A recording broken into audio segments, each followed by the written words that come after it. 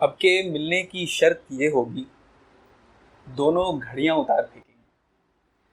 तो आप भी अपनी घड़ियां उतार फेंकें और बिल्कुल ही इत्मीनान के साथ आज के हमारे इस मेहमान से मुलाकात करें। खूबसूरत मेहमान, बड़े शायर, न सिर्फ शायर बल्कि मुहक्किक और एक बेहतरीन उस्ताद डॉक्टर नासिर अमरूही साहब आज हमारे साथ यहाँ मौजूद हैं। डॉक्टर साहब, आपका बहुत बहुत इस्तकबाल है। बहुत बहुत शुक्रिया सफ़ीर सिद्दीकी साहब, और आपने मेरे लिए जितना बोल दिया ये बहुत ज़्यादा है। नहीं, ये हकीकत है। ज़बान और अदब का एक तालिब इल्म हूँ और मैं शुक्रिया अदा करता हूँ कि आपने इंटरव्यू के लिए मुझे बुलाया। आपका इस्तकबाल है नासिर भाई, और ये आपकी इंकिसारी है और इसमें कोई मुबालगा नहीं था जितना मैंने बोला है। आपकी मैं कर पाता हूँ, ये हकीकत है और आप एक जाना पहचाना नाम है। मैं आपके मद्दाहों में सरफहरिस्त कह सकता हूँ अपने आप को। आपका बहुत बहुत इस्तकबाल है और मेरी खुशबख्ती है कि आपने हमारी दावत कबूल की और आज हमारे साथ मौजूद हैं।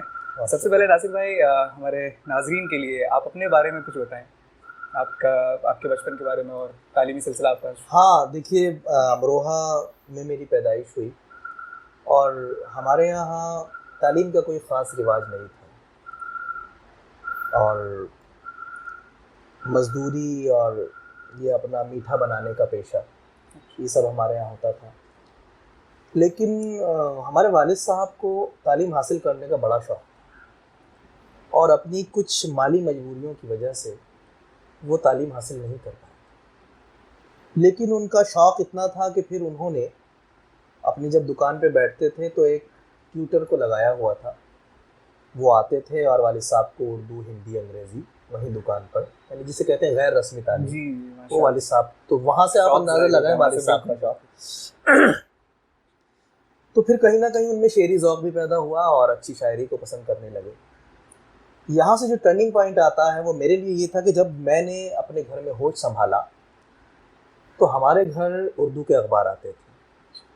कौमी आवाज़ उस वक्त आता था, नई दुनिया उस वक्त आता था, और मुझे अच्छी तरह याद है कि रोज़नामा राष्ट्रीय सहारा का जब इजरा हुआ था तो बिल्कुल इब्तिदा से वो हमारे यहाँ आना शुरू हुआ था और उस वक्त 2 सफ़ात 1 2 3 वो 4 बनेंगे जैसे वो आता था। उस वक्त राष्ट्रीय सहारा हमारे यहाँ आना शुरू हुआ था और अब तक भी राष्ट्रीय सहारा ही आता है। जब आप किसी एक अखबार को पढ़ते हैं तो उसका जो पैटर्न होता है वो आपके ज़हन और दिल पर वो जाना पहचाना हो जाता है, फिर कोई दूसरा पसंद नहीं आता।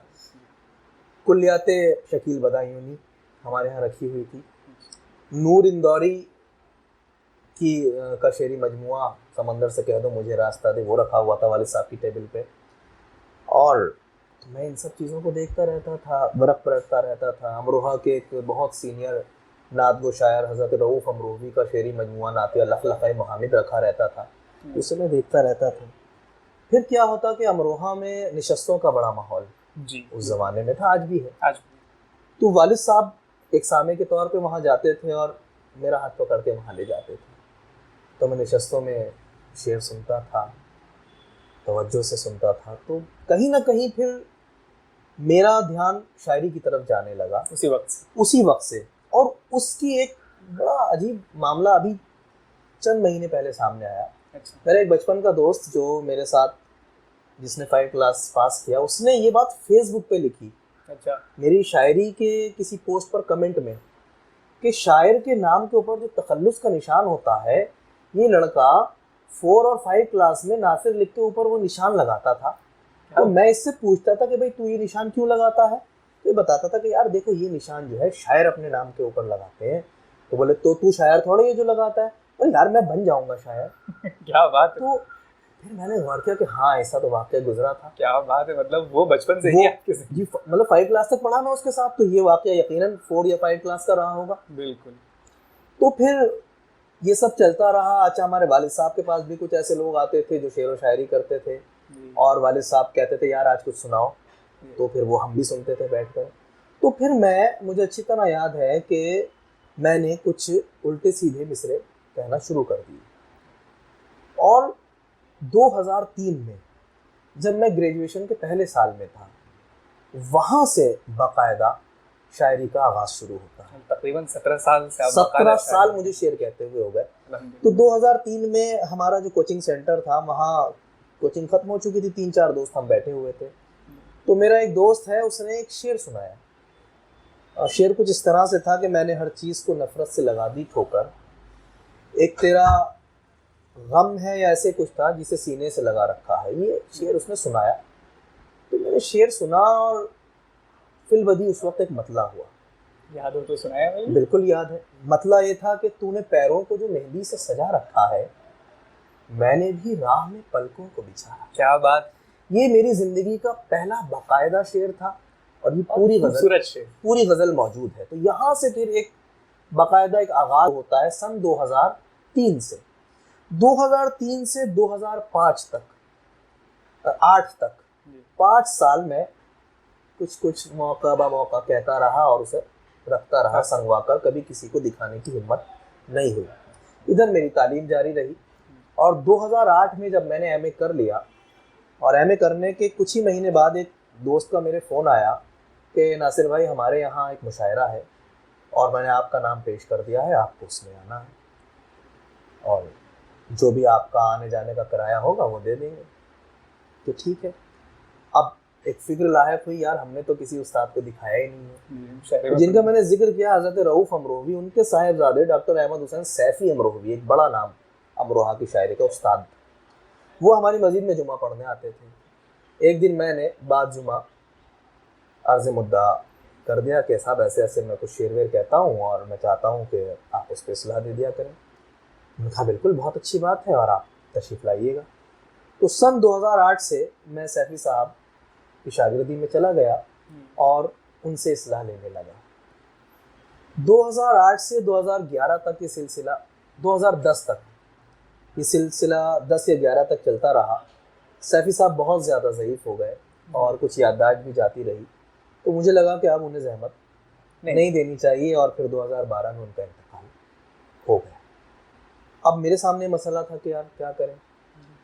तो अमरोहा के एक और सीनियर शायर हैं जनाब अमीन आलम राबिन अमरोही, और फ़िक्र इकबाल उनके यहाँ है और उसी तर्ज में शायरी भी करते हैं। मैं उनके यहाँ जाने लगा, कुछ उनसे इस्लाह लेने लगा, लेकिन उनसे मिजाजी हम आहंगी नहीं हो पाई क्योंकि मेरे यहाँ गज़ल की शायरी थी और बुनियादी तौर पर रुमान जो है वो मेरी गज़लों का असास था, वो इस पर बड़े बरहम होते थे जी। वो मुझे आर्टिकल्स पढ़वाते थे, मुझे लोगों के कॉल पढ़वाते थे कि इस मौसीकी ने और इस गज़लिया शायरी ने हमारी कौम को बर्बाद कर दिया, तबाह कर दिया और तुम उसी रास्ते पर चल निकले हो। तो फिर मुझे लगा कि अब मुझे इनके पास भी नहीं आना चाहिए और मैंने वहाँ भी जाना छोड़ दिया। और उसके बाद फिर कई साल तक मैं खुद ही जो कुछ कहना था कहता रहा, करता रहा। फिर मरहला आता है सितंबर 2018 का। शेरी मजमुआ तरतीब देता हूँ उर्दू अकादमी मुसव्वदा भेजने के लिए। तो ख्याल आता है कि यार इसमें कुछ खामियां हो सकती हैं, हमने तो किसी को दिखाया नहीं है, क्या करें। तो अमरोहा के एक बहुत मशहूर शायर, अरूज़दा, नाक़िद, मुहक़्क़िक़ और उर्दू, अरबी, फ़ारसी तमाम ज़बानों पर मुकम्मल दस्तरस रखने वाले अल्लामा जुनैद अकरम फ़ारूक़ी साहब की खिदमत में हाजिर हुआ और मैंने कहा कि मैं चाहता ये हूँ कि मजमुआ तैयार है, आप नज़र सानी फरमा दें ताकि उसे मैं इशाअत के लिए वहाँ मंजूरी के लिए भेज दूँ। बहरहाल उन्होंने खंदा पेशानी से मेरी दरख्वास्त को कबूल किया और चंद ही दिनों में इस काम को अंजाम दे दिया। और उनका तरीक़ा बड़ा अच्छा लगा। तो मुझे बुलाते थे और मेरे सामने रखते थे, कहते थे यहाँ ये कमी है, फिर मैं कहता था आप रुकिए मैं अभी इसको ठीक करता हूँ, और वहीं बैठकर मैं मिसरा ठीक करता था। ये सबसे बेहतरीन। अच्छा, मैंने उनसे ये दरख्वास्त की थी कि आप ठीक ना करें, मुझे बताएं ताकि मैं सीखूँ ना, आगे वो गलती ना करूँ। बहरहाल वो फिर मजमुआ एकेडमी गया, हाँ मंजूर हुआ, शाया हो गया, देवनागरी में भी शाया हो गया।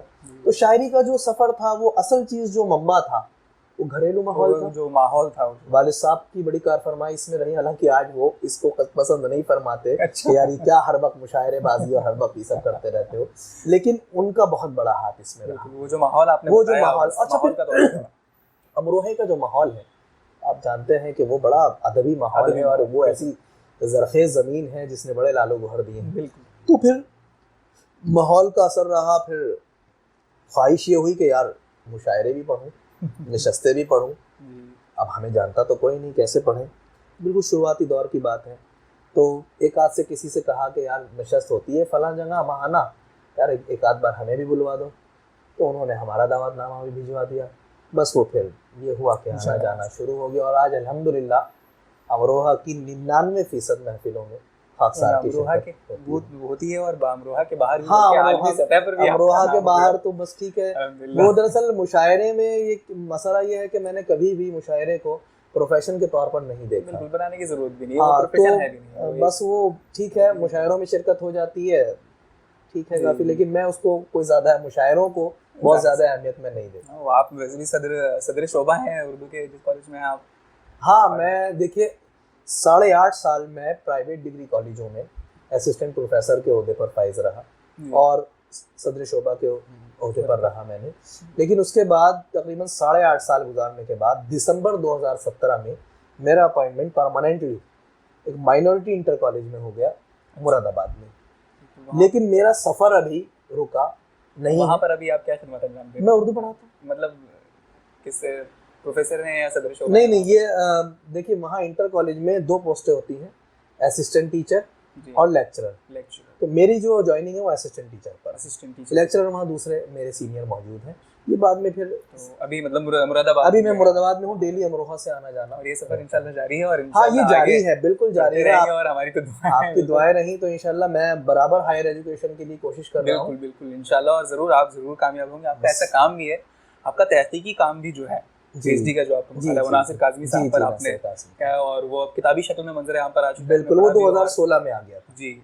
और वो एक बहुत ही बेहतरीन काम है, बहुत ही अच्छा, उसकी भी जो है एक अजीब अलग कहानी जी, है। मैं वही ये पूछना चाह सवाल मेरा हाँ, वही यही था कि आखिर आपने नासिर काज़मी साहब को क्यों चुना तहकीक के लिए? बीए के दौरान कहीं नासिर काज़मी का एक मतलब मेरी नज़र से गुजरा, दिल धड़कने का सबब याद आया, वो तेरी याद थी अब याद आया। तो ये मतलब मेरे ज़हन दिल पर ऐसा नक्श हो गया कि मैं इसे चाहकर भी नहीं भुला सका। फिर मैंने नासिर काज़मी के बारे में जानना चाहा, तो सिर्फ इतना पता चल पाया कि अम्बाला के थे और बाद में पाकिस्तान चले गए थे, बस इतना पता चल पाया। जिंदा हैं या नहीं मुझे कुछ नहीं पता।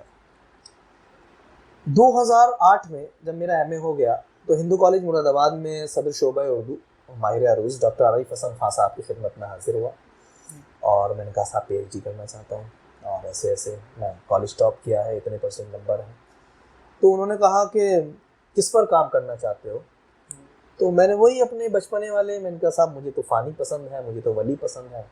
यार देखो इन सब पर बहुत काम हो चुका है, तुम नई नस्ल के नुमाइंदे हो, कुछ नया करो, सर आप बताइए क्या करें। तो उन्होंने 3 नाम सजेस्ट कराए, मोइन एहसन जज़बी, खलीलुर रहमान आज़मी, नासिर काज़मी। अब जब उन्होंने कहा नासिर काज़मी तो मेरे जहन में घंटी बज गई कि दिल धड़कने का सबब याद आया, वो तेरी याद थी अब याद आया।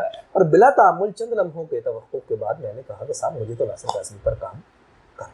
और आपके हम नाम भी थे तो और ज्यादा कुर्बान। कहीं ना कहीं देखिए ये सवाल अक्सर मुझसे पूछा जाता है, अक्सर मुझसे पूछा जाता है, लेकिन ये एक इंसानी फितरत है कि हम अपने हमनाम की तरफ दूसरों के मुकाबले बनिस्बत ज्यादा अट्रैक्ट होते हैं। ये फितरत है, ये इंसानी फितरत है। इसमें तो कहीं ना कहीं नासिर काज़मी से मुझे यूं भी मोहब्बत थी कि वो नासिर हैं, तो फिर इस तरह ये सब।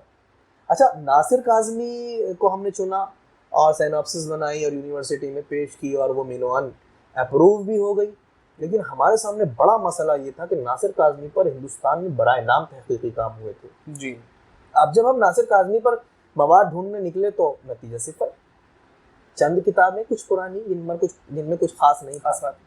अब ये यकीन जानिएगा कि पूरा 1 साल मुझे सिर्फ इस तगोदो में गुजरा कि मैं इंटरनेट, मोबाइलों में तो उस वक्त होता नहीं था, इंटरनेट कैफे पर जाकर घंटों घंटों पाकिस्तानी पब्लिशर्स को तलाशता था, उनसे राब्ता करता था और फिर मैंने कुछ किताबें वहाँ से, जिसमें अहमद नदीम, ऐसा भी नहीं था कि इंटरनेट पर किताबें हाँ इतना आसान नहीं था, अहमद नदीम कासमी की बेटी नाहिद नदीम कासमी की एक किताब और 1-2 किताब, लेकिन वो किताबें सब मैंने देखी, पढ़ी, लेकिन उसके बाद मैंने तहकीक अपने हिसाब से की, जाहिर सी बात है वो। और यकीन जानिए कि मैंने जितनी किताबें नासिर काज़मी के ताल्लुक से देखी थी उसमें नासिर काज़मी के फ़न पर तो बहुत बात की गई थी, लेकिन उनकी शख्सियत और हयात को बराए नाम जिक्र किया गया था जी। तो मैंने नासिर काज़मी को एक आदत थी कि वो रोज़ाना डायरी लिखते थे जी। रोज़ शाम को लिखते थे आज क्या हुआ या क्या गज़ल कही या आज बीवी के साथ फिल्म देखी, आज कबूतर उड़ाया, आज ये चिकनाव बनाया कबूतरों के लिए, इस तरह की बातें बहुत सी। वो डायरियाँ नासिर काज़मी के बेटे हसन सुल्तान काज़मी ने गालिबन, मैंने दोनों भाइयों में कंफ्यूज हो रहा हूँ, हसन सुल्तान काज़मी ने चंद परेशान कागज़ के नाम से वो डायरी शाया की उससे मुझे बड़ी मदद मिली नासिर काज़मी की शख्सियत पर काम। जाहिर सी बात है, वो रोजनामचा एक बहुत बिल्कुल वो किसी की रोजनामचा, और मैंने उसको बिल्कुल पूरी तरह के कितनी बार फिल्म का जिक्र किया, कितनी बार कबूतरों का जिक्र किया, क्या नासिर काज़मी के शौक थे, क्या आदतें थी, क्या मिजाज था। तो नासिर काज़मी की हयात पर तफसीली काम मैंने वो डायरी जब आपको मिल गई तो वो हाँ बिल्कुल। अच्छा ये मैं आपको और बताऊं कि जब वो थीसिस तैयार हो गई तो मेरे सुपरवाइजर, क्योंकि बहुत ज़्यादा मसरूफ शख्स थे और उन्होंने शायद मुझे शुरू में जांच लिया था, उसके बाद उन्होंने मेरी थीसिस को हाथ नहीं लगाया, उनके पास वक्त नहीं था। यहाँ तक कि थीसिस सबमिट करने का नंबर आ गया और उसके बाद थीसिस को किताबी शक्ल में पब्लिश होने का नंबर आ गया। तो मैंने कहा यार कहीं इमला की या कोई इंशा की गलती ना हो। तो जिनका मैंने जिक्र किया, दूसरे उस्ताद अमीन आलम राबिन अमरोवी, वो 1965 में एमए किया था उन्होंने डीयू से। अच्छा, मैंने उनकी खिदमत में पेश की कि आपको इसको प्रूफ रीड करना है और इमला और इंशा की जो गलतियां हों उनकी निशानदेही करनी है। वो फारिग शख्स हैं, रिटायर्ड हैं, उन्होंने 2-4 दिन में ही वो सब कुछ कर दिया। तो उन्होंने फिर मुझसे एक बात कही थी, हालांकि मैं ये नहीं कहता कि मैं अपनी तारीफ कर रहा हूँ, लेकिन कभी कभी होता ये है कि कुछ बहुत ऐसे लोग जिन पर हमें बड़ा एतमाद होता है और जिनकी जबान को हम सनद मानते हैं, जब वो हमारे लिए कुछ कहते हैं तो हमें बड़ी खुशी होती है। उन्होंने मुझसे कहा कि बेटा, अच्छा उनके बारे में एक बात और बता दूं मैं आपको कि प्रोफेसर गोपी चंद नारंग साहब ने अमीन आलम राबिन साहब के लिए ये लिखा था जब उन्होंने एमए किया था कि अगर ये बच्चा पीएचडी करना चाहे तो मेरी ख्वाहिश है कि मैं इसका गाइड बनूं उनके लिए। लेकिन उन्होंने कहा था भाई मुझे पीएचडी नहीं करनी, मुझे तो रोजी कमानी है और जाना है। उन्होंने मुझसे कहा कि बेटा तुमने भले ही ये तहकीक रोहिलखंड यूनिवर्सिटी बरेली से की है, लेकिन यकीन जानना कि तुम्हारी ये तहकीक डीयू, जेएनयू, जामिया और एएमयू के तहकीकी मकालों के हम पन्ना है। बिल्कुल, तो मुझे बड़ी खुशी हुई थी। उसके बाद जब ये किताबी शक्ल में शाया हुआ और पता नहीं कैसे एएमयू में सीनियर प्रोफेसर मौला बख्श साहब की खिदमत में पहुंच गया, मेरी हैरानी की इंतहा ना रही कि उनका मेरे पास फ़ोन आया और उन्होंने कहा कि हमने आपका काम देखा और हमें आपका काम बहुत पसंद आया और यार ये बताओ ये किताब मुझे कहाँ मिलेगी, मुझे खरीदनी है। मैंने कहा सर आप कैसी बात कर रहे हैं, आपकी खिदमत में मैं खुद पेश करूंगा इंशाल्लाह। तो मैंने किसी के हाथ बहुत जल्द वो किताब, वो आपका काम वो दिखता है उसमें, वो किताब मैंने भी पढ़ी है और वाकई अपने मौजू पर एक मुकम्मल किताब है वो, और उसमें आपकी मेहनत भी नजर आती है जितनी आपने जो भी मैं कर सका हूं मैंने की है, वो अपने मौजू पर। और यकीन जानिए उसमें मैंने क्योंकि हम जेआरएफ हमें मिलती थी यूजीसी से, तो इसलिए भी कोशिश थी कि पूरे ही 5 साल लगे। तो पूरे 5 साल की बड़ी शदीद मेहनत के साथ उसको हमने मकाले को कलम में। बिल्कुल, और वो कामयाब भी है। हाँ अल्हम्दुलिल्लाह, मैं तो कामयाब मानता हूँ। वो कामयाब आप नहीं सब मानते हैं। जो मुझे खुशी होती है इस बात की जब मेरे पास पाकिस्तान से तलबा के मैसेजेस आते हैं कि हम यहाँ नासिर काज़मी को पढ़ते हैं, तो फिर हमें ज़रूरत पड़ती है जब हम रेख्ता पे सर्च करते हैं तो आपकी किताब मिलती है, लेकिन रेख्ता से प्रॉब्लम यह है कि डाउनलोड नहीं कर सकते, इसलिए आप हमें, तो मैंने फिर उन्हें उर्दू चैनल का लिंक देता हूँ कि यहाँ से आप डाउनलोड कर सकते हैं। और मेरे पास पाकिस्तान से एक रिसर्च स्कॉलर का भी मैसेज आया था जो नासिर काज़मी पर ही काम कर रहे हैं। उन्होंने मुझे एक जुमला बोला, मुझे वो जुमला बहुत अच्छा लगा। उन्होंने कहा कि इंटरनेट पर मुझे नासिर काज़मी के मुताल्लिक जो जितनी किताबें मिली हैं, आपका काम सबसे ज़्यादा अपडेटेड और डिटेल्ड है। तो मुझे कहीं ना कहीं खुशी हुई कि मैंने अगर मेहनत की थी तो उसका कोई नतीजा सामने आया। जाहिर सी बात है, मेहनत करते हैं तो उसका रंग। खैर, नासिर काज़मी साहब पर आपने इतना काम किया, उनको पढ़ा भी, जाहिर सी बात है उन पर डूब भी गए। उनकी शायरी का या उनके फ़न का आपके ऊपर कुछ असर पड़ा इस दौरान? देखिए, जिस ज़माने में मैं उन पर काम कर रहा था उस ज़माने में तो वाकई उनका मेरे ऊपर बहुत ज़्यादा असर था। इतना असर था कि आप यकीन जानिएगा कि मेरी कुछ गज़लों को बड़े बाज़ौक़ लोग कहते थे कि ये तो बिल्कुल नासिर काज़मी के रंग में है। तो उस वक्त मुझे कहीं ना कहीं एहसास हुआ कि यार इस रंग से थोड़ा सा हटो, क्योंकि नासिर काज़मी की एक बात मुझे याद आ गई। नासिर काज़मी कहते थे कि मेरा शेर सुनकर अगर आपको किसी और शायर का शेर याद आ जाए तो समझ लीजिए कि मेरा हाल ऐसा ही है जैसा हाथी के नीचे चींटी का।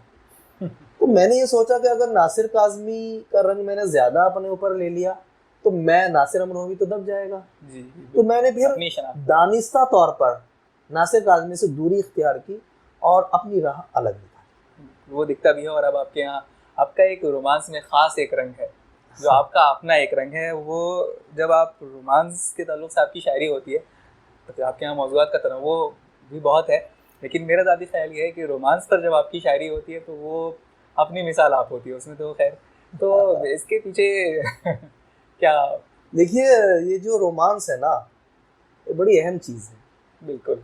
और मेरा ये मानना है कि अगर किसी भी फनकार के यहाँ रोमांस नहीं है तो फिर बिल्कुल, ये तो वो जरूरी चीज है। फनकार नहीं है। ये लेकिन रोमांस की एहसास है। उस रोमांस को, अभी मैं आपको एक मिसाल भी दूंगा, बर्जस्तगी के साथ जाहिर करना बिल्कुल, ये हर कस और नाकस के बस की बात है। इजहार बहुत मुश्किल है। बहुत मुश्किल। इंसान डरता है, सोचता है यार लोग क्या कहेंगे, इस तरह का शेर सामने आ जाएगा यार, हालांकि उसके दिल में ख्याल होते हैं। ख्याल होते हैं, जाहिर सी बात है। तो और मेरे कहने का पेश मतलब करने ये का है कि सलीका रोमांस कुछ लोगों के पास तो नहीं होता। सभी के यहाँ होता है, वो किस नौयत में है या उनके नजरियात क्या हैं या उसकी मिकदार क्या है या उसकी शिद्दत क्या है, ये तो एक दूसरी बहस है। लेकिन रोमांस फनकार के यहाँ होता है। असल चीज होती है उसका इजहार। इजहार। वो मेरे यहाँ ये है कि क्योंकि रोमांस मेरे यहाँ तो असास है मेरी शायरी की। बिल्कुल, नज़में भी मेरी कुछ आई हैं और उसमें भी आप देखें कि नज़में भी ज़्यादातर रूमानी नज़में ही हैं। एक आध कोई नज़म होगी तो समाजी किसी मसाइल पर होगी।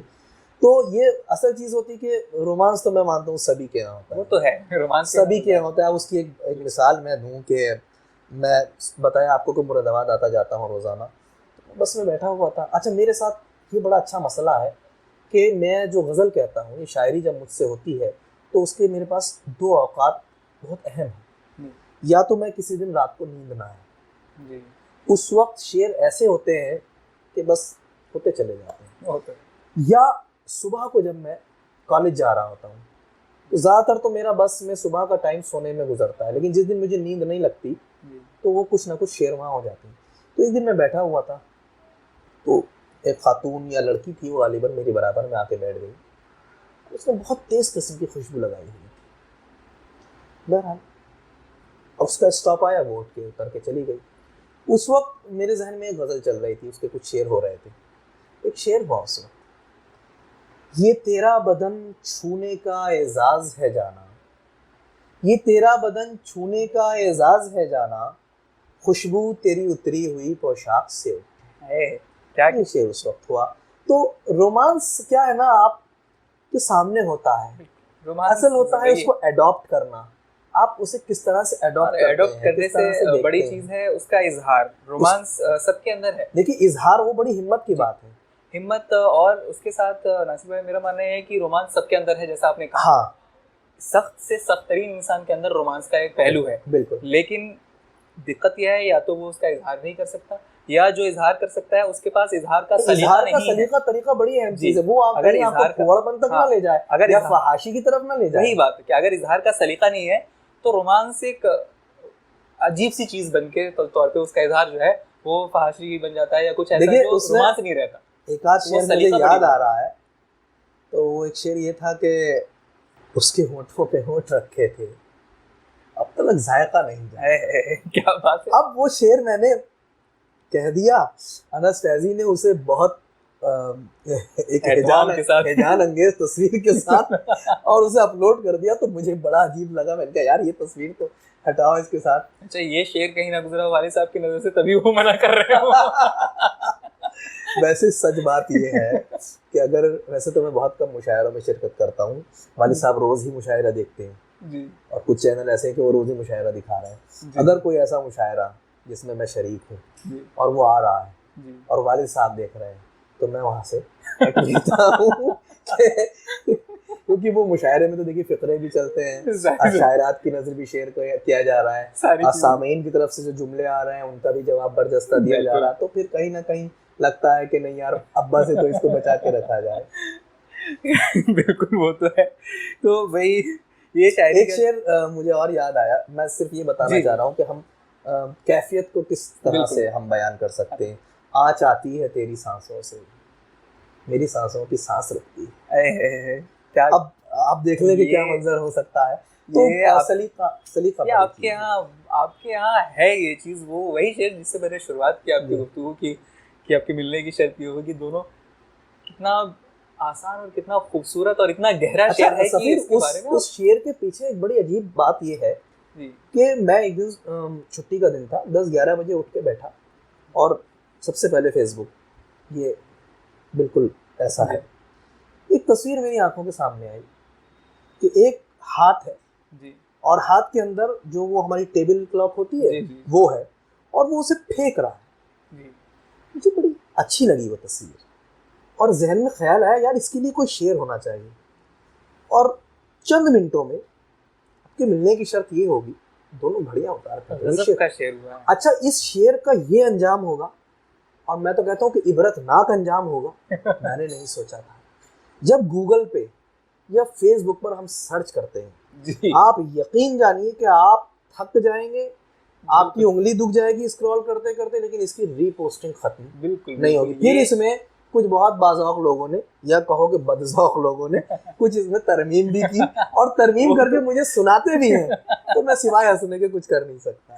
खैर एक तरमीम मैंने भी सुनी है शायद वो वही तरमीम हो जो आप वही तरमीम मशहूर है वो बहुत अलग तरमीम हाँ, अलग तरमीम वो आप समझ रहे हो। जी जी जी। खैर लेकिन ये शेर इतना खूबसूरत ये शेर हुआ है। अच्छा, मानवी तौर पर इतना तेहदार ये शेर है कि आप इसको कहीं भी जोड़ सकते हैं। हाँ, दोस्त के लिए शेर कह बिल्कुल सकते हैं, बिल्कुल। महबूबा के लिए देखिए शेर कह अक्सर सकते क्या हैं। होता है कि एक हम अपने अब मैं आपसे मुलाकात जी। कर रहा हूँ या और दोस्तों से मुलाकात कर रहा हूँ, हमेशा हम लोगों का शिकवा रहता है भाई वक्त के दामन में जंगा कम है। जी बिल्कुल। हमेशा तो कहीं ना कहीं उस वक्त जो जहन में तसव्वुर था वो इस बात का था कि इंसान जब एक दूसरे से मिले जी तो वक्त की कैद से आजाद हो। बिल्कुल। और ये शेर तो जरूर मिसाल बनेगा इंशाल्लाह। हाँ, मुझे उम्मीद है ऐसा शेर है और ऐसा बरजस्ता है, ऐसी रवानगी है और इसमें वो एक तासुर है कि खैर इसका कोई जवाब नहीं।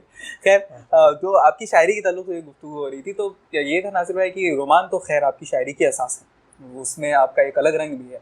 इसके अलावा आप अपनी शायरी के मौज़ूआत क्या रखना चाहते हैं? आपको अपनी शायरी से आगे क्या उम्मीद है, या उनमें किन मौज़ूआत को आप पेश करना चाहते हैं रोमांस के अलावा?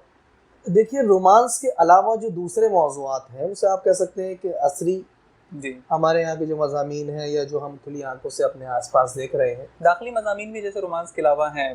देखिए वो कैफियत जो है वो एक दाखिली कैफियत है, वो भी मेरे यहाँ जी अक्सर नजर हाँ आती वो है आपके। आंखों में चुपते ख्वाब जब आप देखें, उसकी पहली गज़ल है जिसकी रदीफ है आंखों में चुपते ख्वाब। अच्छा, उसमें फिर मेरे यहाँ जो ज़्यादातर दाखिली एहसासात नज़र आते हैं वो सहरा है जी वो प्यास है, वो दरिया है, वो ख्वाब हैं, टूटे हुए ख्वाब हैं, ख्वाबों की किरचियाँ हैं, ख्वाबों के रेज़े हैं, ख्वाबों की ताबीरों से डर है, ख्वाबों की ताबीरों से खौफ है। कि वो मेरा मतलब है कि ताबीरों से छीन के लाने पड़ते हैं, तुमको पता है ख्वाब जलाने पड़ते हैं। एक दाखिली कैफियत है। मेरी आंखों में किसी ख्वाब के रेज़े हैं, अभी मेरी आंखों को नया ख्वाब न बख्शा जाए। या इस तरह से था कि ताबीरों से डर जाएंगे, ख्वाब आंखों में मर जाएंगे। तो ये एक दाखिली कैफियत है। अच्छा, ये जो कैफियत है इनका मंबा कहीं ना कहीं उदासी भी हो सकता है, और फिर उदासी पे भी शेर हुए हैं कि आज इतना उदास हूँ नासिर, मुस्कुराऊं तो दम निकल जाए। इस तरह के अशार हैं। तो दाखिली कैफियत तो बहरहाल मेरी शायरी में शामिल है शुरू से। लेकिन जो चीज़ जिसका मैं इजहार करना चाहूँगा, या इसे आप कह सकते हैं कि मैं इकरार करना चाहूँगा, मेरे यहाँ असरी मसाइल वो आपको बहुत ज़्यादा नज़र नहीं आएंगे, क्योंकि मेरे यहाँ जब मैं शायरी करता हूँ तो वो मैं या तो खुद अपने अंदर डूब कर करता हूँ, या मेरे अंदर जो मेरा महबूब है वो मेरे गिर्द पेश होता है, मैं उसी को देखता हूँ, उसी के बारे में सोचता हूँ और मैं शायरी करता हूँ। लेकिन इसका मतलब ऐसा भी नहीं है कि हम बिल्कुल अपने समाज को ना देखें। मेरे यहाँ अक्सर ऐसे भी शेर हो जाते हैं जो हालत हाजरा पर होते हैं, लेकिन उनकी तादाद बहुत कम है और उनको किसी मैं नहीं सोचता कि किसी बहुत अहम खाने में रखा जा सकता है। वो ठीक है, इंसान जब एक समाज में रहता है और देखिए हसास इंसान होता है तो फिर वो ये सब चीजें को देखता है और बजाते खुद महसूस होगा। और शायर से ज्यादा हसास कोई होता कोई नहीं होता, फनकार से ज्यादा कोई हसास नहीं होता। वो तो चीजें आएंगी। तो वही मतलब सवाल ये था कि आप फिर अब आगे आपकी शायरी का जो सफर रहेगा उसको किस नहज पर लेकर जाना देखिए, मैंने कभी भी अपनी शायरी को, और जो मेरा हिंदी वाला देवनागरी वाला शेरी मजमुआ है मैं और तुम, उसके मुकद्दमे में मैंने वाज़ेह तौर पर लिखा है, मैंने कभी अपनी शायरी को किसी भी नजरिए की जंजीर नहीं पहनाई। कभी शेर कहते वक्त ये नहीं सोचा मुझे किस तरह का शेर कहना है, कभी नहीं सोचा, जैसा मेरा जी चाहता है, जैसे मुझे ख्यालात आते हैं मैं शेर कहता हूँ। इसलिए मैं आगे के लिए भी कुछ नहीं सोचता कि मुझे किस तरह की शायरी करनी है। जो मेरे दिल में आएगा मैं कहूँगा, जो मेरा दिल चाहेगा मैं कहूँगा।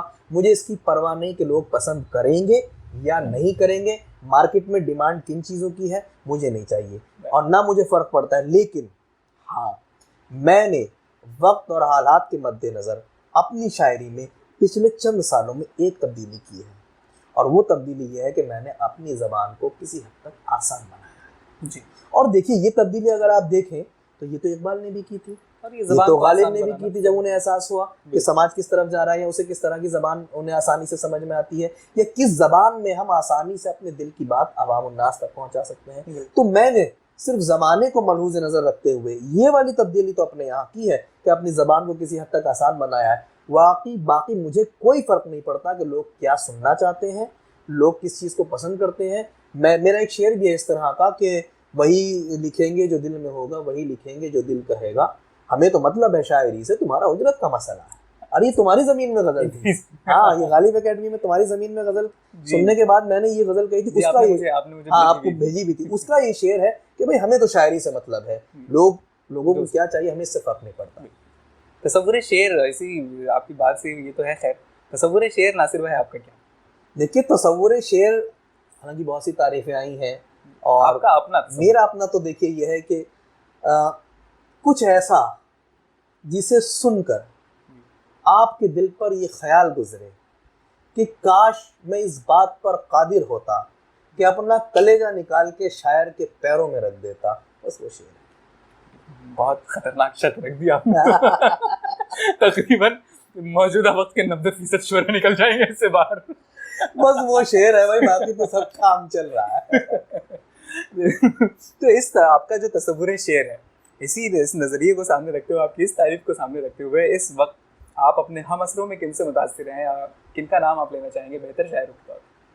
ये एक मुश्किल सवाल है क्योंकि मेरे साथ सबसे बड़ी प्रॉब्लम ये है कि मैं कंटेम्प्ररी हम असरों को मैं ज़्यादा तवज्जो नहीं देता और मैंने पढ़ा भी नहीं, बहुत कम पढ़ा है। लेकिन अगर शायरात की बात कर रहे हैं कि शायर की, शायर और शायरात दोनों की बात करें, मतलब देखिए अगर शायरात की तरफ पहले अगर आप शायरात की बात करें तो पाकिस्तान के कबीर वाला से कोमल जोइया, मैं उनसे काफ़ी हद तक मुतासिर हूँ और उनकी शायरी ज़ाती तौर पर पसंद करता हूँ और बहुत अप्रिशिएट भी करता हूँ। हिंदुस्तान में अगर शायरात की बात करें तो फौजिया रबाब खास दोस्तों में है, वो बात दूसरी है, लेकिन बहुत उम्दा शायरी करती हैं और आप भी बखूबी वाकिफ हैं। ये तो आ गई शायरात की बात, शायरात में और इससे ज़्यादा शायद मैं मैंने सुना भी नहीं है, ज़्यादा शायरात सुना भी नहीं है। और अगर शायरों की बात करते हैं, फहमी बदायूनी साहब को मैं बहुत अप्रिशिएट जी, बहुत बेहतरीन। उनके यहाँ सबसे बड़ी चीज़ जिसने मुझे मुतासिर किया, हालांकि फहमी साहब से मेरा वास्ता 2015 में पड़ा, उससे पहले मैं उन्हें नहीं जानता था। इंतहाई सादा शख्स है, इंतहाई सादा शख्स है। उनकी शायरी को जब मैंने पढ़ा, उनके जब मज़ामीन मैंने देखे तो वो मेरे लिए शॉकिंग थे। एक ऐसा शख्स जिसकी उम्र 60 से ऊपर है, ऐसे मजमून, ऐसे नए नए मजमून वो हैरत में डाल देते हैं। तो मुझे फहमी साहब मुतासिर करते हैं, मुझे कभी कभी नईम सरमद भी मुतासिर करता है। नईम सरमद, उसकी कुछ गज़लें, कुछ नज़में मुझे बहुत अच्छी लगती हैं, वो मुझे मुतासिर करता है। इसके अलावा मुझे कभी कभी अमीर इमाम भी मुतासिर करते हैं, मुझे कुछ शायरी उनकी बहुत अच्छी लगती है। लियाकत जाफरी हालांकि मुझे कतई पसंद नहीं करते, लेकिन एज ए शायर मैं उन्हें पसंद करता हूँ। उनके कुछ शेर में, हाँ मुझे इससे कोई मतलब नहीं है शख्सियत से, उनके कुछ शेर मुझे मुतासिर करते हैं। बाकी नौजवान शुअरा में एक तवील फहरिस्त है जिन्हें मैं पसंद करता हूँ और जिनके बारे में मैं सोचता हूँ या मुझे यकीन है, जिनसे उम्मीद है, बड़ी उम्मीदें हैं। उनमें अगर मैं नाम लेना चाहूँ तो मैं अली साजिद का नाम लूँगा, अली साजिद भाई बहुत बेहतरीन। मैं सफ़ीर सिद्दीकी का भी नाम लूँगा, ऊज़ाए फ़िक्र मैंने देखा है और उसके अलावा मैंने तुम्हें सुना भी है। मैं शाहरुख कबीर का भी नाम लूँगा, जो मुझे लगता है कि ये लोग, मैं सलमान सईद का भी नाम लूँगा, मुझे लगता है कि ये लोग कुछ अच्छा कह सकते हैं। इसके अलावा और कुछ नौजवान हैं जो मुझे मुतासिर कर रहे हैं कहीं ना कहीं। मैं चिराग शर्मा को भी अप्रिशिएट करता हूँ, मैं आशु मिश्रा को भी अप्रिशिएट करता हूँ। नौजवानों से थोड़ा ऊपर अधेड़ में आ जाए तो मैं अभिषेक शुक्ला को भी अप्रिशिएट करता हूँ। ये अच्छे शायर हैं, अच्छी शायरी कर रहे हैं, कहीं ना कहीं मुझे बहुत मुतासिर करते हैं।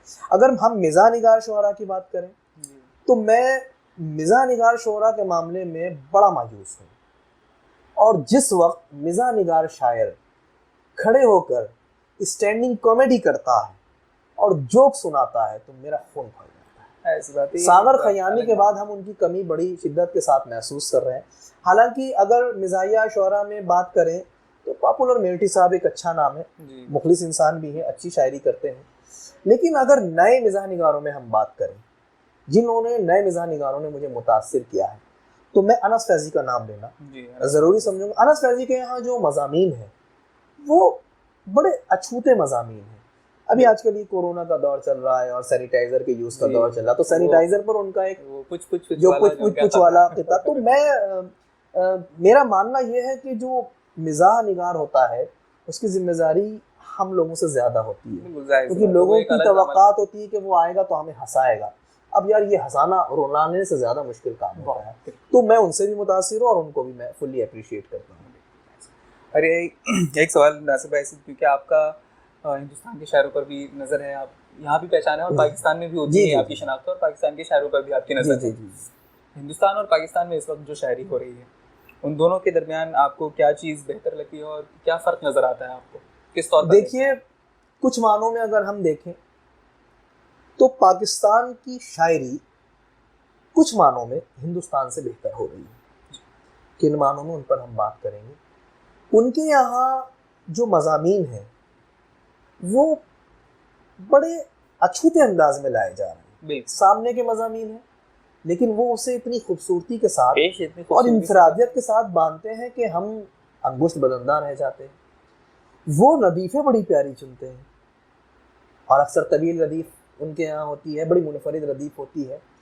या उनमें, जैसे मैंने नाम लिया था कोमल जोइया का, उनके यहाँ ख़ास बात यह है कि वो बड़े तंग ख़वाफ़ी में शेर कहती हैं, तो ये चीज़ें बड़ी मुतासिर करती हैं।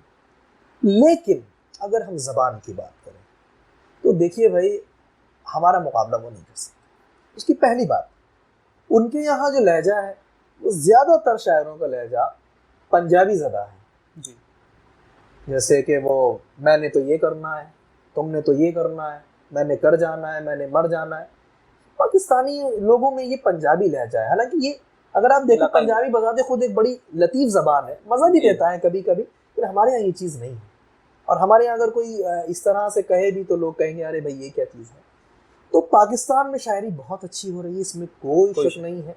लेकिन इसके अलावा वहाँ बेहूदियाँ भी शायरी के नाम पर खूब हो रही हैं। बेहूदियों वालों के नाम में नहीं दूंगा, वो आप जानते हैं, वो बेहूदियाँ हो रही हैं, लोग उन्हें पसंद कर रहे हैं। अरे भाई, लोग तो सड़क पे खड़े हुए मदारी को भी पसंद करते हैं। आप पसंद करने वालों की तादाद से शायर के मेयार का अंदाजा नहीं लगा सकते। बात है वो, और पसंद करने वालों के मेयार से शायर के मेयार का अंदाजा आप लगा सकते। वो किस मेयार के लोग, वो किस मेयार के लोग हैं। तो इस तरह की शायरी हो रही है। लेकिन फिर भी कहीं ना कहीं, मतलब ये बिल्कुल सच है, कहीं ना कहीं मैं रश करता हूँ वहाँ के कुछ लोगों पर, और कहीं ना कहीं मेरा जी चाहता है कि काश हमारे नौजवान भी थोड़ा आगे आए।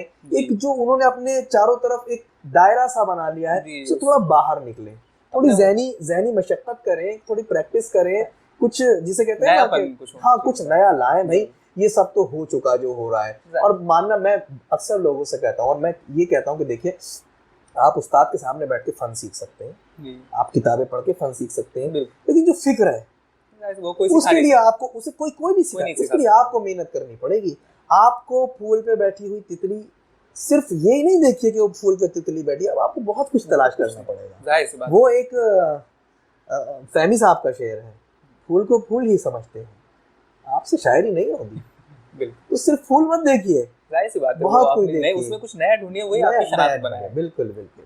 तो नासिर भाई, ज़बान के ताल्लुक से आपने गुफ्तगू की, वहाँ की पाकिस्तान की जो ज़बान है, ये सवाल एक मेरे जहन में भी है। यहाँ पे भी ख़ासकर एक जो नई नस्ल आ रही है, वो शायरी के नाम पर ज़बान के साथ खिलवाड़ कर रही है। एक तौर पर ये मेरा मानना है, ज़बान को इस हद तक तोड़ देना कि उसकी असली शनाख्त टूट जाए, मुहावरों को तोड़ देना। हालांकि असाज़ा ने मुहावरों का इस्तेमाल शेर को खूबसूरत बनाता है, लेकिन मुहावरों में तब्दीली की इजाज़त नहीं अहले ज़बान की तरफ से नहीं, बिल्कुल। लेकिन ये चीज़ देखने में आ रही है कुछ लोगों की तरफ से, वो मुहावरों को भी शेरी ज़रूरत के नाम पर, एक ये लफ्ज़ बड़ा अजीब सा मुझे लगता है कि शेरी ज़रूरत के नाम पर कुछ भी, हाँ। तो ये जो ज़बान के ताल्लुक से ये खराबी अभी आ रही है, इस ताल्लुक से आपका क्या ख्याल है? देखिए, जो मुहावरे हैं वो असलन जो है मुहावरे, वही मुहावरा माना देगा। बिल्कुल, जाहिर सी बात। अभी एक नौजवान शायर ने मुझे अपना एक शेर सुनाया और उसमें मुहावरा बांधा था, कफ़ारे रखे जाते हैं।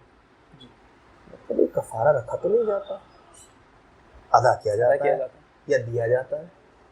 तो उसने एक बहुत सीनियर शायर का नाम बताया मुझे, तो उन्हें मैंने ये शेर सुनाया था, वो मेरे उस्ताद हैं, उन्होंने इसे ओके किया। मैंने कहा भाई देखिए, अगर मुहावरे को हटाकर या मस्ख करके या उसे तोड़ मरोड़ के, मेरे हिसाब से तो अगर मीर भी मुझसे कहेंगे तो मैं उसे नहीं मानूंगा। जाहिर बात, मुहावरों ना असातिज़ा ने इसके साथ, देखिए असल चीज क्या है ना, इसकी इजाजत है किसी को। यहाँ प्रॉब्लम क्या आ रही है, मुशायरों की दुनिया और लाइमलाइट या मुशायरों की दुनिया का जो ग्लैमर है, ये लोगों को बहुत तेजी के साथ अपनी तरफ खींच रहा है, और इतनी तेजी के साथ खींच रहा है कि इंसान 2 पल में शायर बन जाना चाहता है, 2 पल में स्टेज पर पहुंच जाना चाहता है, 2 पल में सेलिब्रिटी बन जाना चाहता है। बिल्कुल, उसे नहीं पता कि लोगों की सारी उम्रें गुजर गई, शेर कहना नहीं आया। और शायरी में तखय्युल अलग है, अपनी जगह है, फन अपनी जगह है, बुनियादी चीज तो जबान है। अगर आप जबान नहीं जानते तो आप शायरी नहीं कर सकते। और हमारे यहाँ ज्यादातर लोगों का मामला ये है।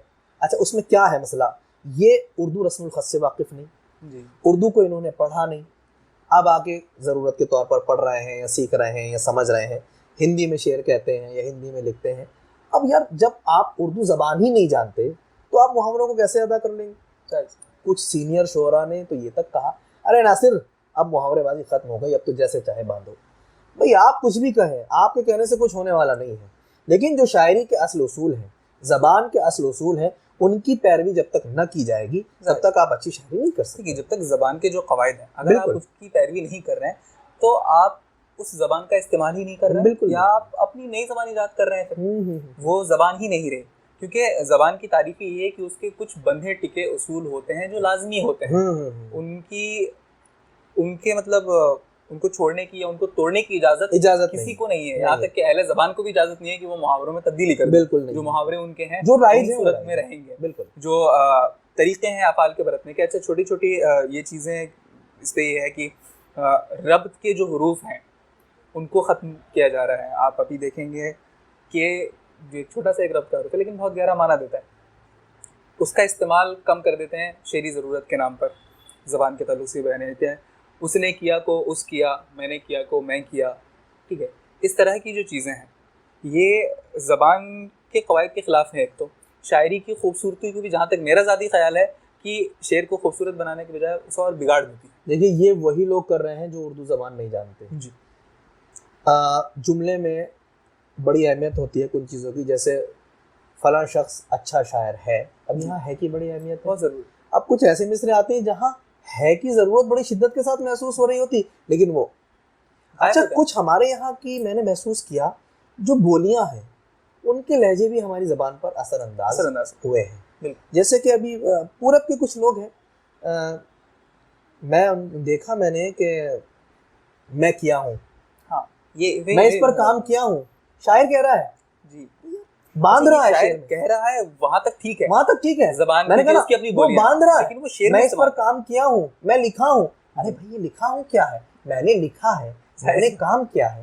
तो वो जो मकामी बोलियां हैं वो असरअंदाज, लेकिन देखिए बोली तो मेरे अमरोहे की भी है, बोली तो आपके सिवान की भी है, लेकिन जिस वक्त हम उर्दू बोलते हैं तो हम अपनी मकामी बोली को दरकिनार कर देते हैं। जो उर्दू का असल लहजा है, जो उर्दू के असल अल्फाज हैं, जो असल कवायद है, हम उन्हें इस्तेमाल करते हैं। और बोलने की हद तक कबूल भी है कि एक आदमी अपने मादरी ज़बान का असर बोली हाँ बिल्कुल होता है, लेकिन जब आप शायरी कर रहे हैं तब आपको इसकी इजाजत, मिसाल के तौर पर हम अमरोहा में कहते हैं, अरे मैं नहीं जा रहा जी, मैं ना आ रहा, अब अपनी से शायरी में थोड़ी बांध देंगे, सवाल ही नहीं उठता। और उसकी ज़बान की शायरी हाँ? या तो फिर आप ये कहें कि हम अपनी ज़बान में शायरी कर रहे हैं उर्दू, लेकिन उसकी वो सब बेकार की चीज है। हाँ, तो ये एक मसला जो है कि ये सामने आया है। और इस तरह के जो है, खैर, तो इस ताल्लुक से आप क्या पैगाम देना चाहेंगे नए लिखने वालों को कि उनका तसव्वुर शेर क्या हो और ज़बान के साथ? देखिए मैं नए लिखने वालों को ये पैगाम देना चाहूँगा, मैं मंटो की बात दोहराऊंगा यहाँ, कुछ लोगों को पढ़ना चाहिए और वो लिख रहे हैं। अगर आप शायरी करना चाहते हैं, आपको लगता है कि आप शायरी कर सकते हैं, या आपका जी चाहता है कि मैं शायरी करूं, या शायरी की चकाचौंध देखकर आप चाहते हैं कि मैं शायर बनूं, तो आप शायरी को फिलहाल छोड़िए, आप पहले उर्दू पढ़िए, बहुत अच्छी तरह उर्दू पढ़िए, उर्दू पढ़नी लिखनी बोलनी सीखिए, उसके बाद आप शायरी के बाद भी असातिज़ा का मुताला बहुत ज़रूरी। देखिए मुताला के बिना तो कुछ हो नहीं सकता।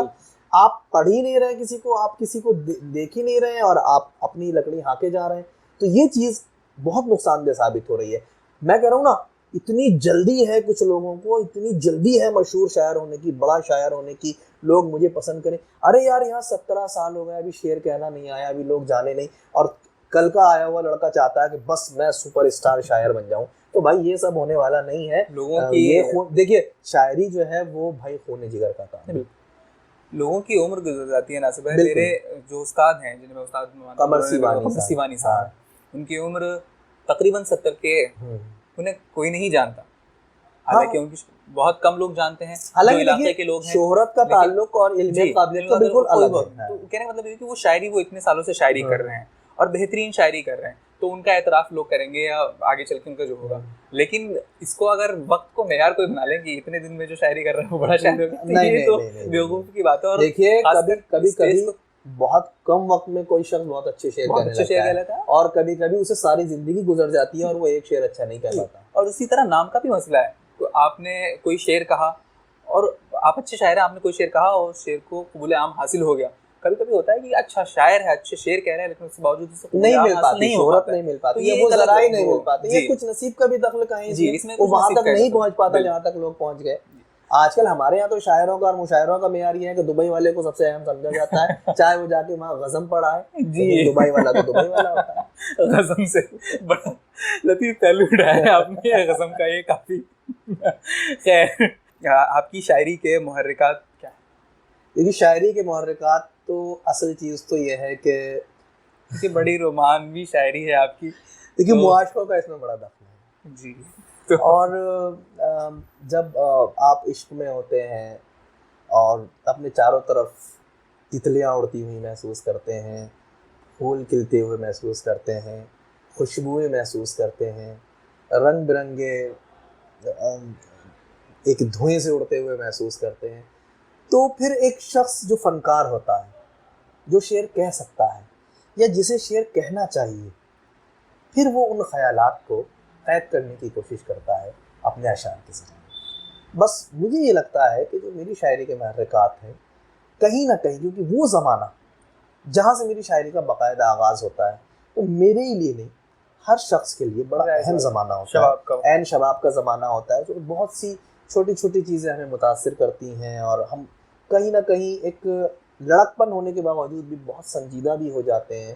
तो ये एक बड़ी चीज़ होती है। तो वहाँ से मैं समझता हूँ कि कहीं ना कहीं से दागबेल पड़ती है और हम सोचते हैं कि जो भी ख्यालात हमारे जहन और दिल में उठ रहे हैं, इनको हम शेरी जामा पहनाएं। मेरे साथ तकरीबन वही बात। आपने कहा कि मुआशकों का हाथ है, मतलब मुआशका नहीं, मुआशकों की बात है यहाँ पर। देखिए तो मैं तौहीद के मामले में सिर्फ अल्लाह ताला का तो कायल हूँ, बाकी इंसान को ज़रा वसी होना चाहिए और बहुत सी चीज़ें हैं जिनकी तरफ देखा जा सकता है। भाभी जी देख रही होंगी। मैं भाभी को बता आया था कि जो कुछ भी वहाँ सवाल पूछे जाए और मैं उनके जवाब दूं तो सीरियसली उन्हें मत लेना। तो नसीब वो तो खैर वो वक्त अहद शबाब का आपका, तो उस वक्त तो रोमान तो खैर हर इंसान क्या होता है वो आपने बांधा भी। उसके बाद फिर अब अल्हम्दुलिल्लाह आप शादीशुदा हैं। जी जी। शादी के बाद लोग कहते हैं कि रोमांस मर जाता है, लेकिन उसके बावजूद आपका जारी है अभी। तो अच्छा, फिर बीवी के साथ रोमांस का वो मामला नहीं होता है जैसा कि हम तसव्वुर है, तो अभी क्या मामला है? देखिए शादी के बाद रोमांस मर जाता है, ऐसा कुछ लोगों के लिए हो सकता है, लेकिन मुझे लगता है कि मेरे साथ तो ऐसा नहीं है, या दूसरे शायरों के साथ भी ऐसा नहीं होता होगा। असल चीज़ होती है कि जब आप किसी लटकती हुई बाली को देखते हैं, आपकी बीवी की भी हो सकती है, वो आपकी माशूका की भी हो सकती है। जब आप आँखों के गिर्द गहरी काली लाइन काजल की देखते हैं, तो वो किसी सड़क चलती लड़की की भी हो सकती है, कि माशूका की भी हो सकती है, वो आपकी बीवी की भी हो सकती है। तो शादी होने के बाद रोमांस मर जाता है या उसमें शिद्दत में कमी आ जाती है, मुझे तो ऐसा नहीं लगता। खौफ भी होता है ना बीवी का। अच्छा बीवी का देखिए, बीवी का खौफ वो बहरहाल अपनी जगह मुसल्लम है और शौहरों के लिए ये ज़रूरी है कि वो बीवी का खौफ रखें, लेकिन खौफ को इस कदर भी सर पे न चढ़ाए कि वो आपकी तख्लीकी ज़िंदगी पर असरअंदाज हो। वो खौफ अपनी जगह है और शायरी है।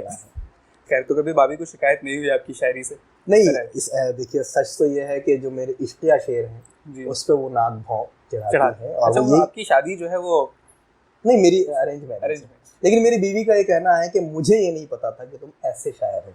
अच्छा, मुझे ये पता था शायर हो, लेकिन ऐसे शायर हो। मुझे अच्छा, ये ऐसे का मुझे रोमानी शायरी, वो ये कहती है कि मैं तुम्हारी जब कोई गजल सुनती हूँ जी। मैं जब कोई गजल पढ़ती हूँ तुम्हारे यहाँ सिवाय मुझे इन चीजों के दूसरा कुछ नजर ही नहीं आता। रोमांस तो है ही खैर कुछ आपके यहाँ। अशार तो ऐसे हैं वो सुन के ही कहती हैं अब तो उसका पीछा छोड़ दो, अब तो भूल जाओ, तुम्हारी शादी हो गई, तुम्हारे बच्चे। अरे मैं कहता हूँ बेगम ऐसा कुछ नहीं है, ये एक ख्याल होता है। हम एक ख्याल को, तसव्वुर को जिस्म देकर हम उसको सोचते हैं, उसी के लिए शेयर। जरूरी नहीं कि इसके पीछे कोई शख्स हो, लेकिन यह है कि बहरहाल बीवी कहीं ना कहीं, शायर की बीवी इनसिक्योर महसूस करती है इन सब खासकर चीज़ों से। रोमानवी शायर से तो। हाँ, रोमानी शायर अगर वो है तो भाई अब वो तो क्या कह सकते हैं। तो कभी कभी बड़े मसले भी हो जाते हैं जी, वो मसला तो है समझ में आता है।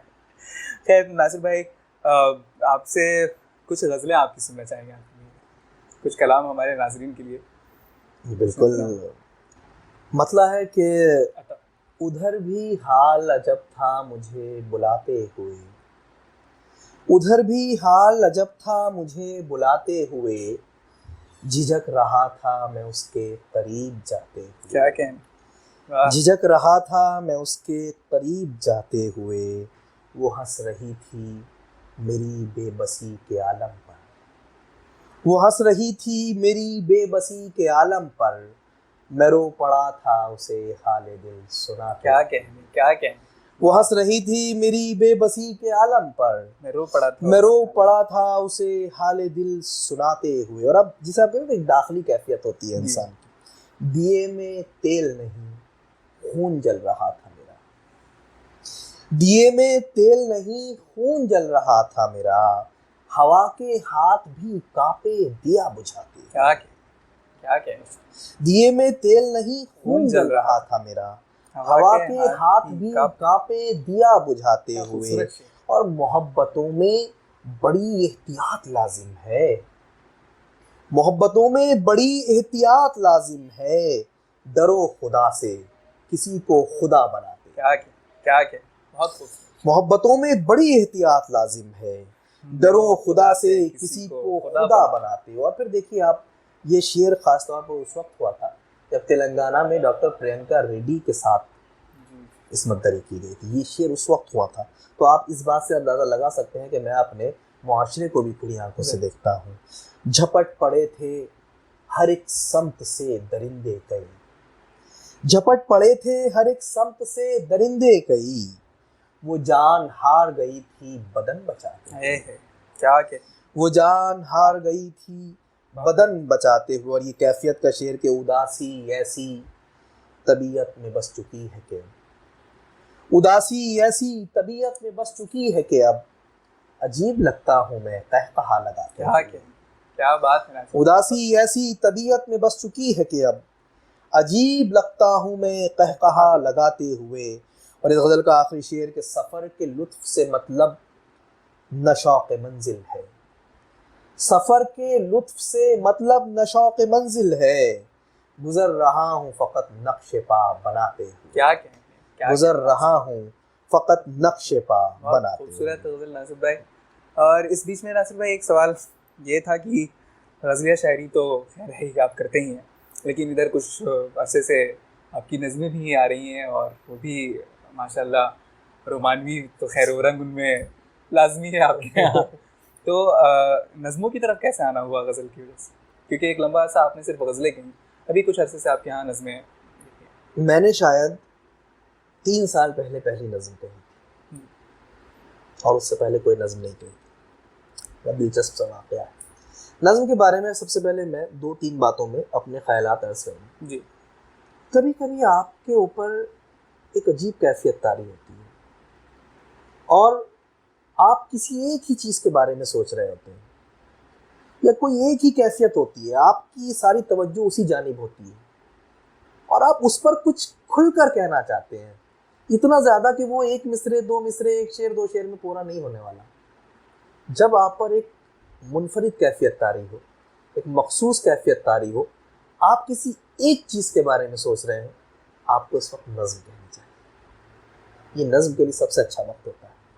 नज़म की इब्तिदा ऐसे होती है, 3 साल पहले अगर आपने जो नज़म के बारे में बताया है, हाँ, मतलब जब आपने नज़म शुरू की, ये कैफियत पहली मरतबा आप पर उसी वक्त तारी हुई। हाँ, मैंने कभी भी मैं नज़मों को पसंद तो करता था, मुझे नज़मों की रवानी बड़ी अच्छी लगती थी, लेकिन मैंने कभी नज्म कहने के बारे में तो सोचा ये नहीं वो था। वाकया मैं जानना चाहूंगा कि वो कैसे वाकया आना हुआ नज्म की तरफ से। वाकया ये था कि फौजिया रबाब की सालगिरह थी जी और उन्होंने मुझसे पूछा कि अच्छा वो बहुत बेतकल्लुफ़ है तो हम लोग तू से बात कर लेते हैं, तो तू मुझे गिफ्ट क्या देगा?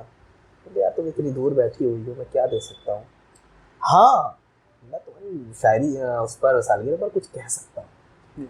उसने कहा अरे वाह ये तो बहुत अच्छी बात है। बस अब यहाँ से वो नज्म पहली बार जो मैंने कही फौजिया रबाब की सालगिरह पर, और ये एक तवील नज्म है जी वो नज्म जो मैंने कि पढ़ी है आंखों और में चुपते ख्वाब में शामिल है और 2.5 सफ़ात की ये जी वो नज्म नज्म मैंने है। पढ़ी है। और उसमें जो आखिरी चंद सतरें हैं वो वही हैं जो मैंने फौजिया से कही थी कि मैं तुमसे दूर बैठा हूँ तो मेरे बिन मुबारक हो, मुबारक हो, मुबारक हो तो मेरे बिन मुबारक हो। तो यहाँ से एक नज्म का सिलसिला शुरू होता है। अच्छा उस नज्म को बड़ी पजीराई हासिल हुई बहुत बेहतरीन नज्म है। और ख़ुद फौजिया को बहुत पसंद आई। फिर उस नज्म को मैंने अपनी वाल पर लगाया, फौजिया की तस्वीर के साथ लगाया और उर्दू रस्मुल ख़त में, देवनागरी में नहीं लगाया था। बड़े उस पर मुझे दाद व तहसीन मिली और ऐसे लोगों से मिली जिनको मैं मुस्तनद मानता हूँ। तो और बहुत से लोगों ने उस नज्म को पढ़कर कहा कि नासिर तुम्हें नज्म कहनी चाहिए, तुम नज्म कह सकते हो। तो तब से मैंने ये सोचा कि मुझे नज्म कहनी चाहिए, लेकिन कभी कोशिश मैं नज्म कहने की नहीं करता। जब कभी मुझे लगता है कि आज किसी एक उन्वान को लेकर ख्यालों का समंदर ठाटे मार रहा है, तब मैं आंखें बंद करके और कोशिश करता हूँ कि पहला मिसरा कम से कम हो जाए ताकि तायुन हो जाए कि अफ़ाइल क्या है, और उसके बाद फिर मैं इस नज़्म को मुकम्मल करता हूँ। और कभी कभी ये नज़में 5 से 7 मिनट में मुकम्मल। तो जब आप नासिर भाई आप नज़में भी कह रहे हैं और गज़लें भी कह रहे हैं, तो दोनों में से आप खुद को किसके ज़्यादा करीब पाते हैं? देखिए मैं बुनियादी तौर पर तो अपने आप को गज़ल के ही करीब पाता हूँ, लेकिन कोई कोई नज़्म मेरी ऐसी है कि जिसको मैं बहुत अजीज़ समझता हूँ, और जब जब उस नज़्म को पढ़ता हूँ तो लगता है कि यार मुझे तो खालिस नज़्म का शायर होना चाहिए। लेकिन असल बात यह है कि मेरा रुझान गज़ल की तरफ ज़्यादा है और मजमूई तौर पर शायद मैं गज़ल का शायर हूँ। लेकिन गज़ल तो सरताज सुखन है और इससे इनकार नहीं किया जा सकता। लेकिन इसके अलावा नज़्म की भी बड़ी अहमियत है और हाँ बहुत फनकारी की भी चीज़ है। नज़्म हर कसो नाकस लोग कह भी नहीं सकते। हर फन की अपनी अहमियत है, हर सिन्फ की अपनी अहमियत है, और जो काम वो सिन्फ अपने यहाँ कर सकती है दूसरी सिन्फ उसकी तरह नहीं कर सकती। बिल्कुल। तो इसमें तो खैर कोई शक नहीं कि नज़्म का भी एक अपना मकाम है, लेकिन तबीयत के मुताबिक कोई नज़्म के करीब होता है, कोई गज़ल के करीब होता है, तो वो कोई गज़म के करीब, कोई गज़म के करीब होता है। ये बड़ा चल रहा है ये अभी तो ये ठंडा पड़ गया, बहुत चला है पिछले दिनों में। वैसे गज़म के करीब बहुत कम ही लोग होंगे, बस अल्लाह जिसे तौफीक दे वही हो सकता है। वो ऐसी मुश्किल सिन्फ है कि इसके लिए तो मैं ये कहूँगा कि अल्लाह अगर तौफीक न दे तो इंसान के बस का काम नहीं, वो इंसान के बस की बात नहीं है। हम चाहेंगे कि गुफ्तगू का जो इख्तिताम हो आज का हमारे उनका, वो आपकी एक नहीं बल्कि चंद गज़लों पर हो कम से कम, और एक नज़्म भी आपकी सुने। अच्छा, बिल्कुल। मैं एक ताज़ा गज़ल सुनाता हूँ। मैं मर गया तो एक क़यामत उठेगी ना, मैं मर गया तो एक क़यामत उठेगी ना, मेरी उदासी सारे जहां में बटेगी ना। क्या मेरी उदासी सारे जहां में बटेगी ना, माहो नुजूम रश्क से देखेंगे रात भर। क्या बात। माहो नुजूम रश्क से देखेंगे रात भर, जाना तुम्हारे हुस्न से महफिल सजेगी। क्या बात है। माहो नुजूम रश्क से देखेंगे रात भर, जाना तुम्हारे हुस्न से महफिल सजेगी ना। दुनिया का हाल क्या है मुझे कुछ खबर नहीं, दुनिया का हाल क्या है मुझे कुछ खबर नहीं, तुझसे नजर हटेगी तो दुनिया दिखेगी। क्या कहने बहुत खूबसूरत शेर है। यही शेर पहले हुआ था, इसी की वजह से पूरी गजल हुई है। बहुत खूबसूरत। दुनिया का हाल क्या है मुझे कुछ खबर नहीं, तुझसे नजर हटेगी तो दुनिया दिखेगी ना। और शेर देखें कि है मुझको अब के सर्दियां आने का इंतजार, है मुझको अब के सर्दियां आने का इंतजार, एक लड़की मेरे वास्ते स्वेटर बुनेगी ना। क्या कहना, बड़ा प्यारा शेर। एक लड़की मेरे वास्ते, कुछ लोगों ने कहा नासिर भाई यार एक हमारे लिए भी बुलवा लेना। अच्छा वो स्वेटर भाभी जी के सामने न पहनिएगा। हो सकता है वो लड़की वही हो जो बुने। एक लड़की मेरे वास्ते स्वेटर बुनेगी ना। और शेर देखें कि ऐसा नहीं कि तरके ताल्लुक का गम नहीं, ऐसा नहीं कि तर्के ताल्लुक का गम नहीं, मैं रो पड़ूंगा जान तो दुनिया हंसेगी ना। क्या क्या क्या क्या ऐसा नहीं कि तर्के ताल्लुक का गम नहीं, मैं रो पड़ूंगा जान तो दुनिया हंसेगी ना। और बादे सबा तू भूल से कीजो न जिक्र यार, बादे सबा तू भूल से कीजो न जिक्र यार, एक एक कली चमन की हसद से जलेगी ना। क्या एक एक कली चमन की हसद से जलेगी ना। और मकता है कि नासिर सुकून मिलेगा हमें मिलके खाक में, नासिर सुकून मिलेगा हमें मिलके खाक में, उसकी गली में खाक हमारी उड़ेगी उड़ेगी ना। ना। क्या कहने उसकी क्या गली में खाक बहुत हमारी खूबसूरत गजल हुई उड़ेगी माशाल्लाह। ना। किसी के हिज्र में शब भर उदास रहना है, किसी के हिज्र में शब भर उदास रहना है, सो मुझको सुबह तलक महवे यास रहना क्या है। क्या सो मुझको सुबह तलक महवे महवे यास यास रहना रहना है। ये हाल है कि तेरी दीद को तरसता हूँ, ये हाल है कि तेरी दीद को तरसता हूँ, मैं सोचता था मुझे तेरे पास रहना क्या है। कहने ये हाल है कि तेरी दीद दीद को को तरसता हूँ, मैं मैं सोचता सोचता था मुझे तेरे तेरे पास पास रहना है। और तुम्हारे लाख दिलासे भी रायगा होंगे, तुम्हारे लाख दिलासे भी रायगा होंगे, उसे एक शख्स को ताउम्र उदास रहना क्या है। क्या कहने तुम्हारे लाख दिलासे भी रायगा होंगे, उसे एक शख्स को ताउम्र उदास रहना है। ये जीस्त तेरे सितम की रहीन है जाना, है ये जीस्त तेरे सितम की रहीन है जाना, तेरे फिराक को इसकी एहसास क्या रहना कहने है। क्या कहने तेरे फिराक को को इसकी इसकी एहसास एहसास रहना है। सो बज़्म यार में जाकर गज़ल सुनाएंगे, सो बज़्म यार में जाकर गज़ल सुनाएंगे, निगाह नाज में हमको तो खास रहना। क्या कहने निगाह नाज और में वाकई आप हमको, गजल जहाँ सुनाएंगे वहाँ खास ही शुक्रिया। रहेंगे। निगाह नाज में हमको तो खास रहना है। ये और बात कि दरिया से दोस्ती है मेरी, ये और बात कि दरिया से दोस्ती है मेरी, लिखा हुआ मेरी किस्मत में प्यास रहना क्या है। कहने क्या ये और बेहतरीन बात शेर। कि दरिया से दोस्ती है मेरी, बहुत खूब। लिखा हुआ मेरी किस्मत में प्यास रहना है। जुनून इश्क में बेजा है फिक्र उरियानी, जुनून इश्क में बेजा है फिक्र उरियानी, ख्याले यार को मेरा लिबास रहना क्या है। कहने क्या ख्याले यार को मेरा लिबास क्या- रहना है। मैं बहुत खूब। एक और शेर गज़ल जी जरूर। जो बहुत पसंद की गई, और सादा लाही में दिलो जान को हारे हुए लोग, हाँ बहुत प्यारी गजल। सादा लाही में दिलो जान को हारे हुए लोग, हमसे होते हैं मियाँ इश्क के मारे हुए लोग, क्या कहने हमसे होते हैं मियाँ इश्क के मारे हुए लोग। और चश्मे जाना तेरे फैजाने नजर के सत्ते, है चश्मे जाना चश्मे जाना तेरे फैजाने नजर के सत्ते, खाक से उठ के बुलंदी पे सितारे क्या हुए कहने लोग। क्या कहने नासिर भाई बहुत चश्मे जाना तेरे फैजाने नजर के सत्ते, खाक से उठ के बुलंदी पे सितारे हुए लोग, चंद नाकर्दा गुनाहों की सजा पाने को, चंद नाकर्दा गुनाहों की सजा पाने को, हम के दुनिया में हैं जन्नत से उतारे हुए। क्या बेहतरीन शेर है ना बहुत खूब। चंद नाकर्दा गुनाहों की सजा पाने को, हम के दुनिया में हैं जन्नत से उतारे हुए लोग। और गर्दिशे वक्त ने ये जब्र किया है अब के, गर्दिशे वक्त ने ये जब्र किया है अब के, फूल चेहरे थे कभी आज शरारे हुए लोग। क्या कहने नासिर फूल चेहरे थे कभी आज शरारे हुए लोग, गौर से देख बआसानी कहाँ मिलते हैं, गौर से देख बआसानी कहाँ मिलते हैं, गाज़े अश्क से चेहरे को निखारे हुए लोग। क्या कहने गौर से देख बआसानी कहाँ मिलते हैं, गाज़े अश्क से चेहरे को निखारे हुए लोग। सख्त लहजे में कभी बात न करना हमसे, सख्त लहजे में कभी बात न करना हमसे, जिंदगी हम हैं तेरा कर्ज उतारे हुए। क्या कहने सख्त लहजे में कभी बात न करना हमसे, जिंदगी हम हैं तेरा कर्ज उतारे हुए लोग।